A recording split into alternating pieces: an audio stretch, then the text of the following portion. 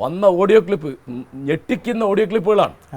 അതായത് എനിക്ക് നിന്നെ കൊല്ലാൻ ഏതാനും നിമിഷം മതി എന്നൊരു സ്ത്രീയോട് പറയാണ്. ആര്? ഒരു തിരഞ്ഞെടുക്കപ്പെട്ട MLA, ഒരു പാർട്ടിയുടെ യുവജന വിഭാഗത്തിൻ്റെ സംസ്ഥാന പ്രസിഡന്റ്. അപ്പോൾ ആ സംസ്ഥാന പ്രസിഡന്റ് സ്ഥാനം അദ്ദേഹം രാജിവെക്കേണ്ടി വന്നു. അദ്ദേഹം നിയമസഭാ പാർട്ടിയിൽ നിന്ന് പുറത്തുപോയി.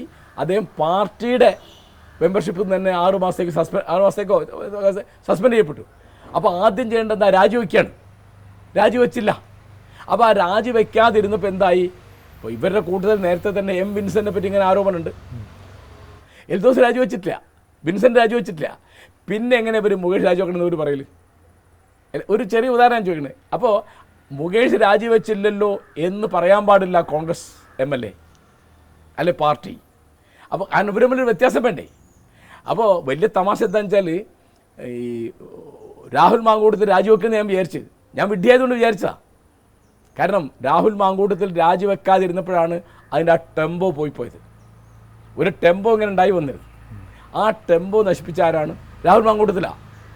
അദ്ദേഹം ഈ പറയുന്ന കാര്യങ്ങളൊന്നും ഒരിക്കലും നിഷേധിച്ചില്ല, രാജിവെച്ചില്ല. എന്നിട്ടൊരു വെല്ലുവിളി മാതിരി അദ്ദേഹം നിയമസഭയിൽ വരികയാണ്. ആലോചിച്ച് നോക്കൂ, ജനങ്ങളുടെ വെല്ലുവിളി അത്. പ്രതിപക്ഷ നേതാവ് VD സതീശനോടല്ല വെല്ലുവിളി.